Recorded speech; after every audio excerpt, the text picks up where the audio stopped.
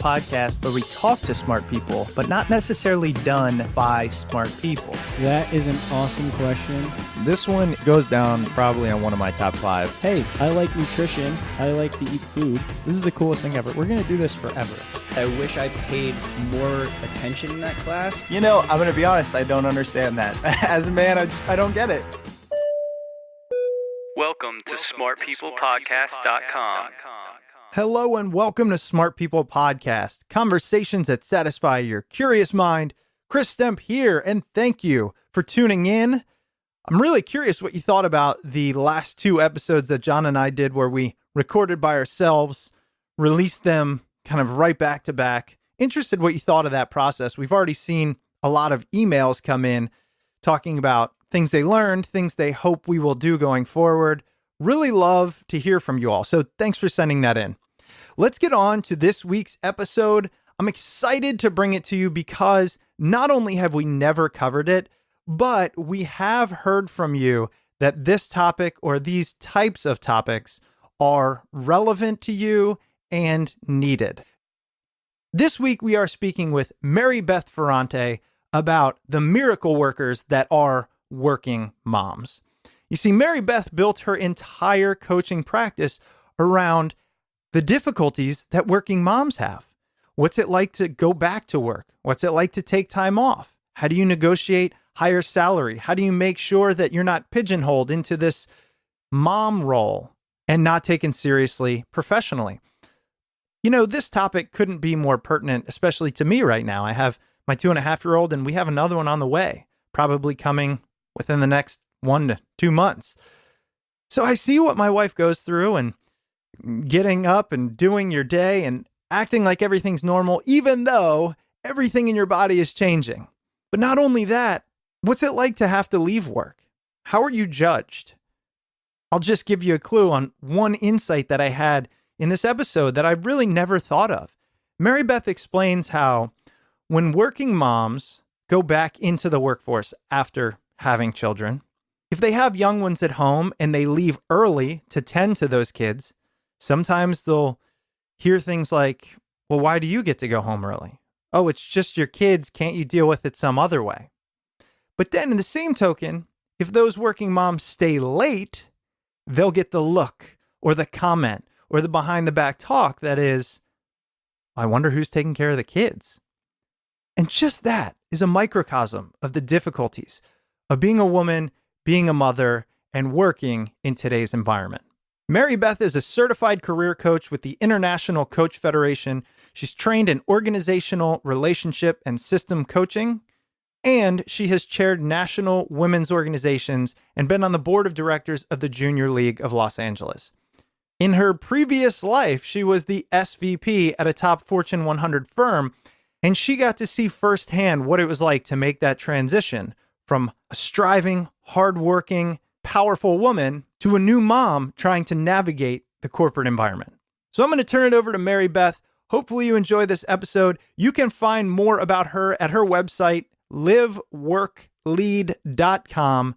And please let us know what you think. We are at smartpeoplepodcast.com. We'd love to hear from you. Feel free to reach out, and I hope you enjoy the show.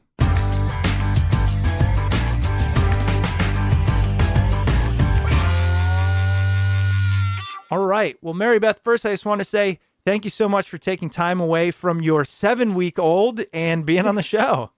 Thank you, Chris. I'm so happy to be here. You know, as you have this business related to women at work and how they deal with being a mother and all of that, it must be on the ground analysis you get to do now that you have a 7-week-old and almost a 3-year-old. Definitely. And it really is the driver for all of this, is becoming a working parent myself and really being in the reality of juggling both my career aspirations as well as, wanting to be that really good mom at home too. Well, let's start here. Let's actually start with your story and the business that you have so we get a really solid understanding of who you are and how you got here. And then we'll jump into exactly what you do and some questions I have. Fantastic. So my company, liveworklead.com, we're really committed to supporting working parents. And it really all stemmed from my own experience. So I returned to work after the birth of my first child. I was working for a Fortune 500 company. I was in a fairly senior leadership position. I was an SVP in business strategy. And I was working in a team of all men and really having a very different experience than they were having in their careers and managing their families. And so when I returned to work, it was all niceties in the beginning, but by 2:00 in the afternoon, I had a full slate of projects. I was 100% considered back at work and was already feeling very overwhelmed, and it had been about 6 hours. Wow. So I knew that I needed, support, and that I needed to kind of think about how I was structuring, balancing this role as a mom and my role as a professional. And so I had reached out to a woman who was kind of on the outskirts of my team. She was on our kind of broader team, who was a mom, but she was a little bit older. Her kids were in middle school, high school age. And when I reached out to her to kind of just get advice and understanding, she said to me, "Oh, well, it just takes time. You'll get through it." And that was honestly like a dagger to my heart, which I know seems very dramatic, but when you are just kind of back in it and you have a newborn and you're not even sleeping, all you want is something real and tangible to be helpful in figuring out how to be a mom and how to be a career woman as well and be a professional at work. And that truly was the kind of idea behind Live, Work, Lead, was giving women support in that moment when you're transitioning to maternity leave, transitioning back from maternity leave, and really knowing how to figure out that first critical year back. Because if you don't and you are struggling, you're going to leave or you're going to take a step back in your career. And I know from me personally that I did not want to regret my career because of becoming a mom. And it was a little bit of an identity crisis, to be honest, of like, who am I as this professional and now as this mom? And how do I figure out who I am being both of those things? Right. And the thing is, as a man, but also as a parent and soon to have my second as well, I went through a litany of emotions and feelings, but I struggle to understand, of course, what it is like for the mom, right? So I think there's so much similarity, but in reality, seeing it firsthand, there's so many differences. What is it that really sparked you to say, I need to focus on new moms, the women specifically, and help them deal with this balance between work and new role as a mother? Well, I think there's just a different level of expectation. New dads, and let me tell you, I am glad that I am a parent in 2018 now, and that I have a supportive husband who wants to be all in and get his hands dirty with our kids and is not, that traditional dad that just comes home and puts his feet up and expects dinner to be ready back in the day, like in the 50s that we all saw on TV or whatever was happening back then. But I do think that there is a difference in bias that still happens. Women and moms are judged for being at work and for not being at work. They're judged for leaving early and for not leaving early, right? If you leave early, I can't believe you have to go pick up your kids and you're out the door at 5:00 while the rest of us are slaving away until 7 p.m. But if you're sitting along next to them till 7 p.m., wow, who's watching your kids? How are you raising your children? Is somebody else raising your children? Like, those are the questions that moms get that dads never get. And there's even in my husband's and I relationship a really interesting kind of tidbit, which is there's an expectation with men that once you become a dad, that you're really all in on your career because you have a family to support. And my husband even briefly mentioned to his boss when he told him that I was pregnant with our second, that he was like, yeah, and just said in passing, yeah, I don't know how I'm gonna manage all the money of this, like how I'm going to fund our lives with now 2 kids and diapers and all the stuff that comes with it. Mm-hmm. And his boss simply said, yeah, we should talk about that. We should really take a look at your salary, which to me is shocking that all he had to say was, I'm having another kid, nothing to do with his even professional life, for his boss to even say like, oh yeah, let's have that conversation. Right. Whereas that would never happen with a woman. Hmm. And, on average, women, actually moms, make $11,000 less than a man in a similar role. I was having this conversation literally last night that before, and I'll openly admit this, before I was a parent, more so when I was younger and in that, I was working in finance, I was in that kind of corporate world, I saw it all the time. The women, I've got to leave, I've got to go pick up my kid, or I had to call in sick because my child was sick. And I remember not thinking, wow, how could you do that? I really didn't think that. I remember thinking, though, everybody has kids. Is it really that hard? I do. Yeah. Now, I was like 22, but I'm saying, thinking like, yeah, I get it. But the whole world is predicated on people having children. It can't be that hard. Can't we get this taken care of and get our work done? Then I had a kid and my mind was blown. Yeah. But I think what you said, the whole world is predicated on having children, but the way that the US's work system was set up was based on the fact that someone is home raising the children. Mm-hmm. It is set up for a one working parent household, yet we live in a world where 63% of households have 2 working parents. And the reason that number is even so low is because there's so many single parents. So you have to think about the fact that at least, I think it's more like 78% of moms work.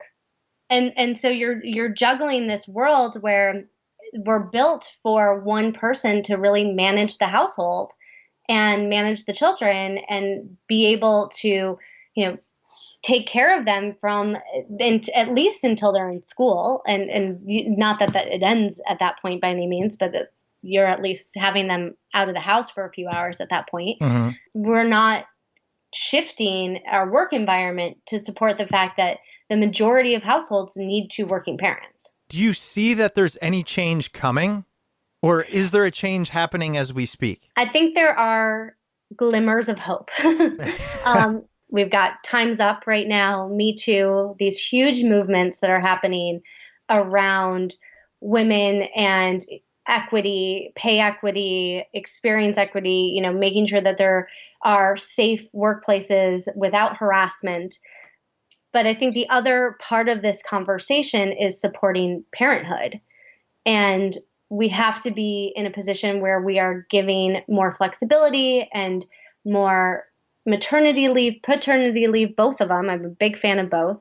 And more access to childcare to allow us to really thrive as, working parents. We're still far, far behind other countries. It's actually unbelievable how poor the US is in terms of providing support from childcare and from paternity and maternity leave. And so I think those things have to happen as a nation for us to make a significant shift. But I do think that companies are starting to really raise the bar, right? Netflix has a year of maternity leave now. All of the big banks have moved from 8 weeks to most of them are now 16 weeks. I think the more and more access that we can give to people to have paid leave, the easier this becomes. But it's still a transition, and we still need to support both men and women, but particularly women, as they're coming back into the workforce after having a child and making sure that they're not getting, quote unquote, mommy tracked and pushed out of those revenue generating roles or those creative roles for more of a support role where, they're not needing to be in front of the client or they're not needing to travel as much or whatever the case may be. And I think it's really important that we're making sure we're giving women the support that they need to make a choice, because it is okay if you want it, if you want that for you, but also that we're allowing them the flexibility to stay in if they want to. Yeah, when we talk about maternity leave specifically, it's something that really does baffle me. My wife is a kindergarten teacher and gets 0 paid days. 0. Yep. Not a single paid day. Now, the law stipulates through, the Family Medical Leave Act that she is allowed to take, I believe it's, I don't know, Probably 6 weeks and still have a job. Yep. But not Still paid. a job. Yeah, not paid. And that's, and that's only for companies that have 50 or more employees. Wow. So if you work for a small business or you work for a startup or you work for yourself or anything like that, you have no access to leave from the Family Medical Leave Act. And so, people are returning to work way too early. And, from a health perspective, it's a problem, but definitely from, a ability to do well and to feel good about doing well at your job and also support your infant. There's so many things that go into this, from being able to heal post having a baby. Yeah. By the way, that's not, always a simple thing. Yeah. And to be able to breastfeed and to be able to attach to your child. And so there's so many aspects from a health perspective, but then also just from a mental place of being able to go back to work and do well and feel good about being back to work. Looking at it from the perspective of a startup, a small startup, maybe it's 10 people. And if they lose one member of their team, that's 10%, right? And so how do we navigate that? What is the benefit to the corporation to be more flexible or say, hey, go ahead and take 2, 3, 4, 6 months off and we're going to pay you. I'm just playing bad guy here, but if I'm starting a company, that seems like it's going to be a real hit to the sustainability of what I'm trying to build. And it definitely is, I think, from a pure cost benefit in the moment. But if that person, if that mom or that woman is an exceptional talent, and usually in the startup world, you're only hiring exceptional talent. The process that you're going to have to go through to actually replace that person, the cost to find somebody else, anywhere from 25% of a salary to pay to replace them to 4 times a person's salary to pay to replace them. Wow. It is important to really look at it, I think, holistically as, do we want to be a place where we are going to be supporting our team members and supporting our employees and helping them grow. And I do think that you have to be pragmatic. And if you're walking into a startup and you're walking into into a company of only 10 people and you are planning to have children in the near term future, you have to be open and having those conversations. And I think making sure that you're figuring out, can we bring somebody in part-time, or, is there a way for me to work flexibly? Can I work from home and work a few hours a day for a certain period of time? Yeah. The challenge, I think, is that we make assumptions that people can't do it. And so we either don't hire them or we, write them off, and we're not opening those conversations. You transitioned from that corporate job into what you do now with Live, Work, Lead as a coach, working with women and men all across the country, I'm assuming, doing various coaching activities. How was that transition, given not only now are you leaving behind probably that, at least the cushy salary, but you're starting something new, you're launching a business, you have to learn. What was that transition like while also being a mom? The transition was crazy. I'm not going to lie. Yeah. It had been something that I had been thinking about making a transition in my career for a number of years. And I think one of the key pieces to figuring out being a working parent and not feeling as guilty is loving your job and loving your career. And I didn't. It was one of those things where I was in a very cushy salary, to your point, and I was in a kind of niche team that had a lot of credibility, a lot of prestige, but I didn't love the work. And it was also crazy hours, a lot of weekends and a lot of, we need this in 6 hours. We need this in 24 hours, right? So it was all this immediacy that is very, very challenging as a parent. And so it was already in the back of my mind that I wanted to make a shift in my own career, and becoming a mom just really brought that right to the forefront. Because for me, if I was going to be away from my baby, I needed to really care about what I was doing. So I started actually coaching and doing trainings while still having my full-time job and having a 4-month-old. Wow. And so I, really had to figure out that kind of structure within my life and also get support. And I had to ask for help, which is something that I don't do well, to be honest. And I think a lot of us don't. I think there's an expectation that we're supposed to do it all on our own. And so I did have to ask for help and, bring kind of people into my life, get some daycare help and also get my husband to help more than I think he expected to in the beginning. And I did a lot of work at night. For better or worse, I sleep trained my child. Yeah. She had to be in bed so that I could work at night.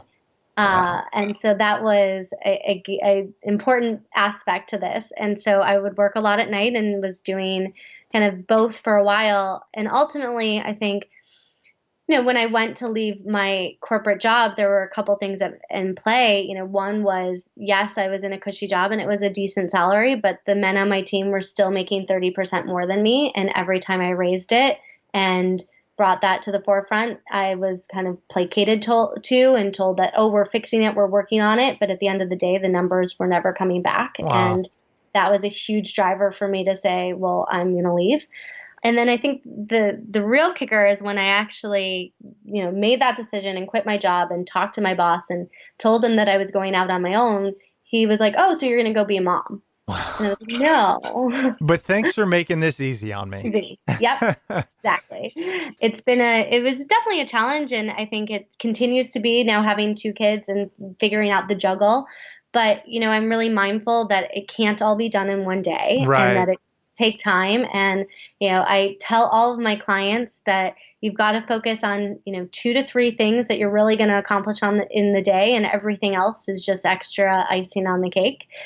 And I take that into my own life as well and figuring out how I'm going to, accomplish what I need to and know that it doesn't have to all happen, in the next 24 hours. This week's episode is brought to you by Audible. Audiobooks are great for helping you be a better you, whether you want to feel healthier, get motivated, or learn something new. And with an unmatched selection of audiobooks, original audio shows, news, comedy, and more, Audible has all the audio content you need to start your year on the right foot. With Audible, you can try books like Fire and Fury, Inside the Trump White House. I don't even know where to begin with this book.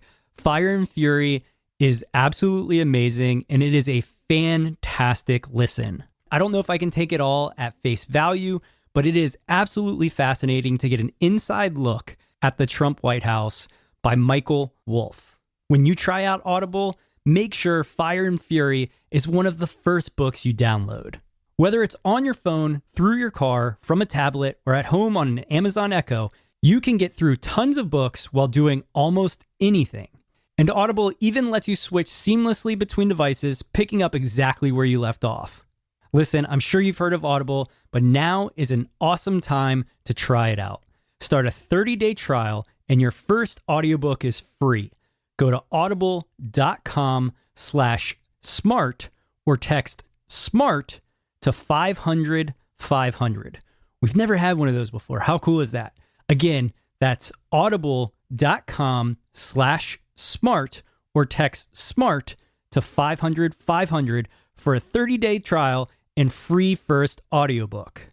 You can do it with audiobooks. And now back to the episode.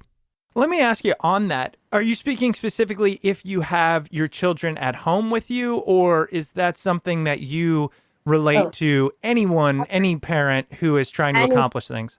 Yeah, definitely. And I will say that 100% I have childcare. Like there's no way. I was going to say, I was really wondering. I was like, wait, you run a business with kids at home because you can't even have a phone call. You can't even go to the bathroom when you have, I'm assuming, 2 kids. Exactly. So I definitely have childcare, and I think that is an important piece of any working parent to be able to, have that support, whether it's daycare or a nanny or an au pair, whatever. There's so many options out there. But I think really for any working parent, it's that expectation that it has to happen now, and, it just piles up and you're constantly in reaction mode. And this really happens, I think, a lot in corporate America where you're responding to things and you're not really being proactive. And so taking that control and trying to take that step back and really look at what is the priority, what are the top things that need to happen today, and what doesn't actually have to happen today, and also opening up conversations. I think one of the things that it really happens is we have this expectation that we have to get things done quickly. There's this level of immediacy in our world today, especially with technology and being able to respond 24 hours a day, is that we have to always give that response immediately, or we always have to turn that project around immediately. And so just even having a conversation with your team or with your boss about, okay, so when does this actually need to be done? And really understanding what the level of priority is. Because sometimes we don't do that, and we just, kind of anticipate that it must be done when we really have a week or a few days. So. That's one of the number one things we talk about in the time management workshops I do is understand the nature of the time and what's being asked, because it's very often not what you expected. One of the things I love having coaches on the show because you work with clients. This isn't just theoretical. And so for all the parents out there listening thinking, yeah, this sounds great, but I'm sure you've heard it. So I want to make this as real world as possible. And I want to put one out there and then maybe talk to you about what you hear most. But what do you advise when people say, this sounds great, but I have bills to pay. I now have more bills given the children. I don't love what I'm doing. How am I supposed to transition out of a job, take care of a new kid, be this powerful woman, and all of the biases that are going on in the world? How do I navigate this? I'm sure that's why people actually hire you. Yes. Yeah, exactly. It is why people hire me. And it's also why we work with companies to do this too, is to go in and have a company that is supportive of this and to give women the time and the space to have these conversations. Because I do think there's this expectation that there is no more time for me and I have to, be giving that to my kids. But it really comes back to that thought process of being on the airplane, and you've got to put your oxygen mask on first before you put the oxygen mask on your child or the person that's sitting next to you. And I really do firmly believe that. So it is a half hour or an hour out of, every week or two where you are being thoughtful about how you're planning your time and how you are really structuring the work that needs to get done both at home and at the office. And I think number one is the first place we really start with clients is understanding that mental load and your kind of quote unquote second shift, which is all the stuff that needs to happen when you walk in the house. You need to figure out first and foremost how to either better leverage your partner, how to outsource some of those items, how to figure out how to make it work for you, whether it's, having food delivered from Amazon Fresh so you don't have to grocery shop, or it's using a crock pot so you don't have to worry about dinner. There are little tweaks that you can make, especially to kind of that quote unquote second shift, that start to give you a little bit of breathing room. And once we have just a teensy bit of breathing room, you can start to think about what you really want in your career and how to have those conversations with your bosses and with your team to be able to be more flexible. I think the other thing that we really focus on, I would say the second biggest thing, is how to start asking for what you need at work and knowing also when to be quiet. So once you've had that conversation and you've said to your boss, like, look, I need to shift my work day, and I'm going to now work from 7:30 in the morning till 5:30 instead of 9 to 7 or whatever it is.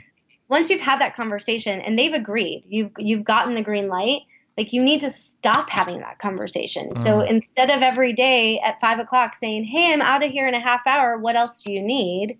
You just leave at 5:30. You've already agreed to that. Right. And you don't want to keep drawing attention to it. And so really finding ways to address that second shift at home, and then to really start asking for what you need at work.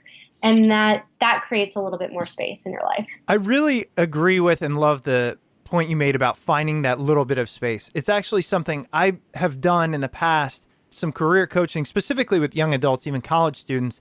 My first thing is you have to just pause. You have to create space because your brain is working in the reactive portion and it can't think creatively and it can't imagine a future if you're always reacting, responding, fight or flight.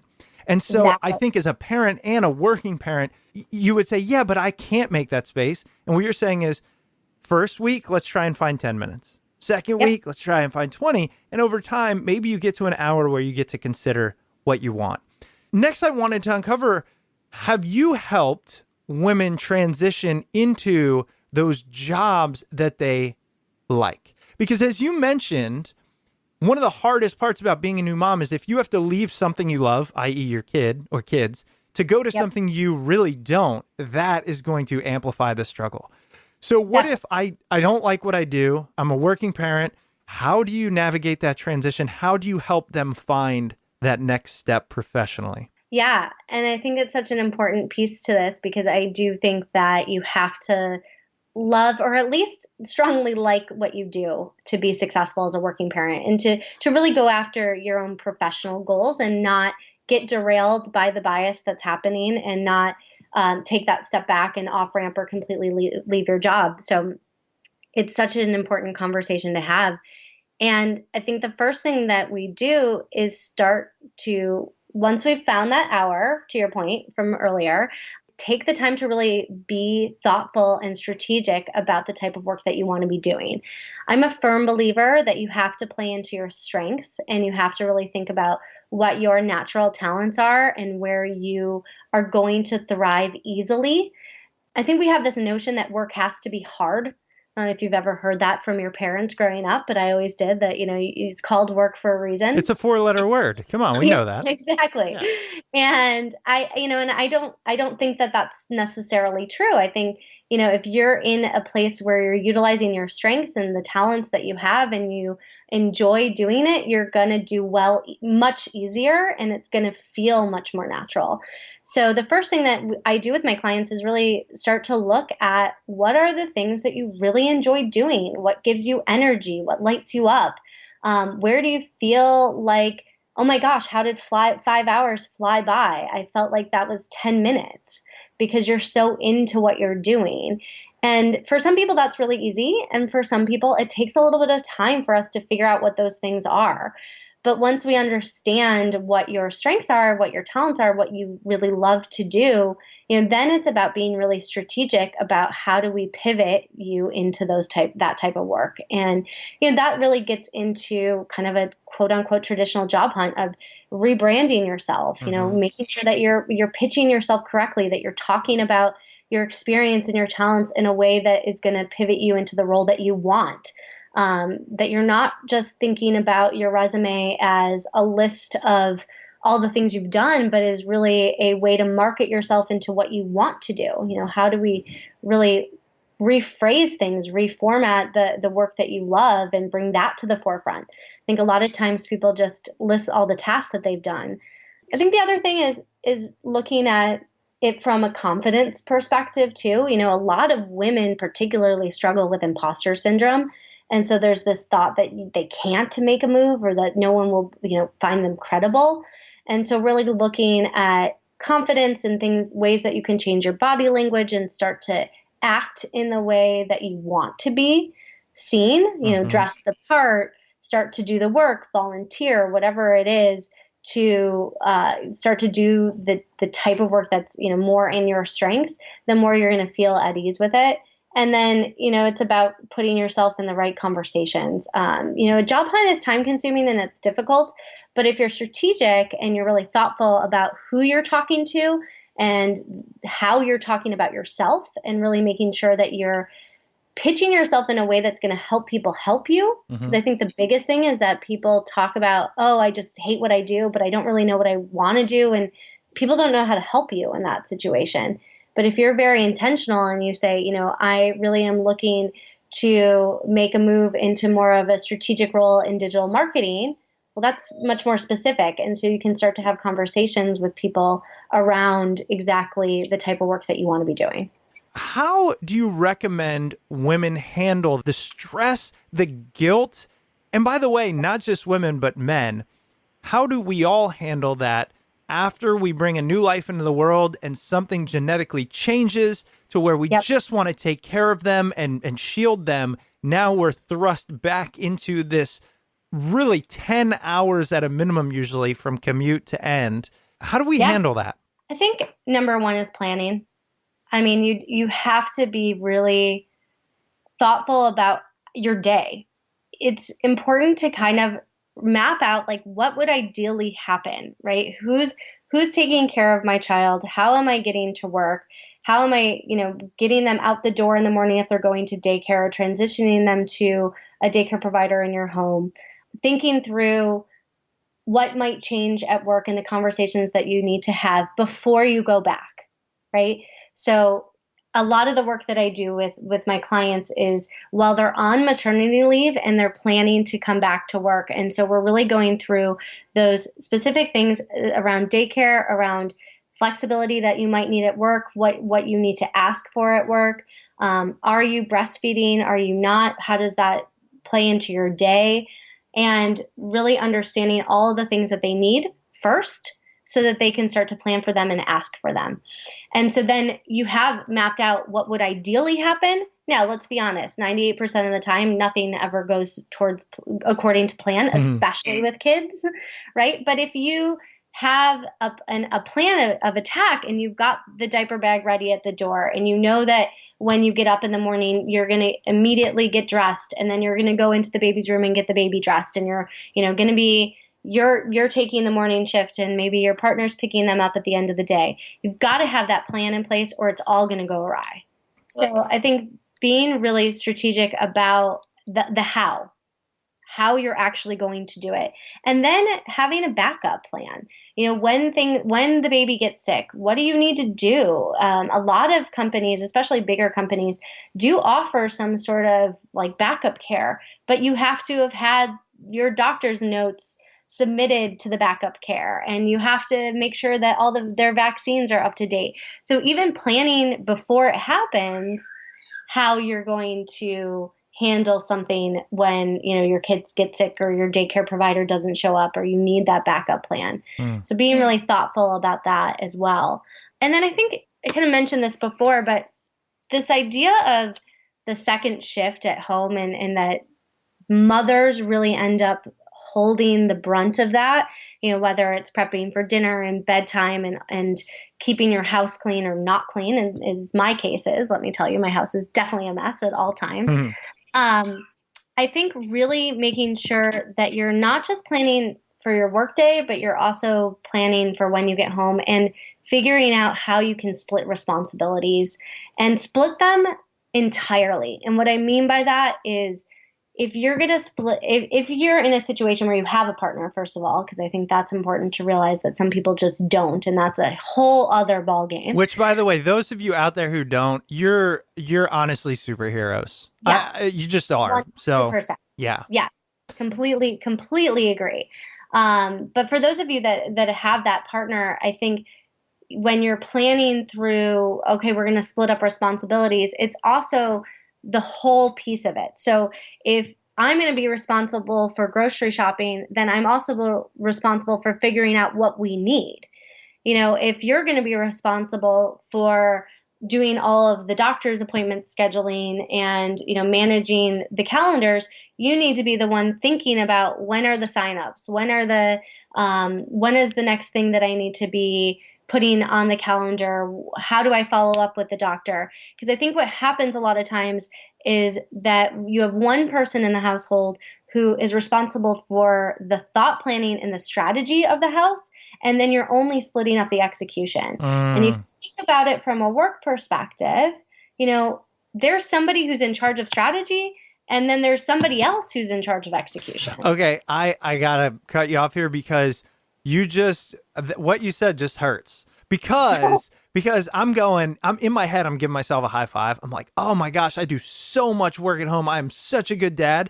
But, and I know this internally, but yeah, I am terrible with the strategy part. When are we do? I just don't like planning. It's one of the reasons I married my wife. She's amazing at this. But when are we doing this? Who's watching? And what's the food? Let's think about what are we going to have for dinner. I always just say, you know what? You just think about it. Tell me, and I'll do it. But the strategy portion, in my opinion, is actually more difficult than the doing. Yeah, exactly. And so if you're doing 100% of the doing, then you guys Sure. have got it made, Sure. right? But most I'm not. of the time, that's not the case. No. Exactly. So, you've got to be thinking about how do you split it up, either that one person is always doing the planning and one person's doing the execution, or how do you really take full ownership of something? Well, Mary Beth, I know you've got to hop and get on another call, but I really appreciate it. I think it's a subject that is hopefully gaining some coverage and some popularity because it is something that previously has not been properly vetted and talked about. Yeah. So thank you for bringing it to the forefront. liveworklead.com is your website. What else would you like to tell our listeners where they can find you, how they might work with you if this is something they're struggling with? Yeah, definitely. So we have a few different programs out there. So I would encourage all of you to head over to our website, liveworklead.com. I have a 10-step guide to figuring out how to get more time with your baby. So start there, of course.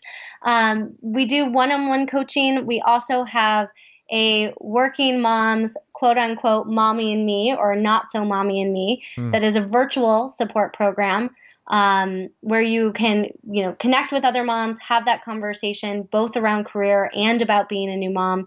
It's kind of part career coaching, part mommy and me. And it's a really great way to connect with people and gain that community that I think we often lack as working moms because we're not able to make it to that music class or to that, mommy and me class at 10 a.m. on a Thursday. So those are the two kind of best ways to work with us. Also we do work with companies. So, if you're an HR professional or you want your company to get interested in working with us, we do trainings and workshops, and we also bring all of our coaching and programs in-house at companies as well. Fantastic. Well, again, thank you so much for your time. I really appreciate it. Thank you, Chris. It was great to talk to you. Welcome back. I hope you enjoyed that interview with Mary Beth Ferrante. Mary Beth's work can be found at liveworklead.com. Again, that's liveworklead.com. As always, thank you so much for downloading the show. If you enjoyed the show, one favor to ask of you, please head over to iTunes or Apple Podcasts and leave a rating and review over there. It definitely helps out the show, and Chris and I greatly appreciate seeing those reviews on there, not only as affirmation, but it is a fantastic place to get feedback. And if you'd ever like to give us additional feedback or just reach out to the show, you can email us at smartpeoplepodcast@gmail.com or message us on Twitter @smartpeoplepod. All right, that's it for us this week. Please make sure you stay tuned. Head over to smartpeoplepodcast.com and sign up for the newsletter. And we've got some great interviews coming up. So we will see you all next episode.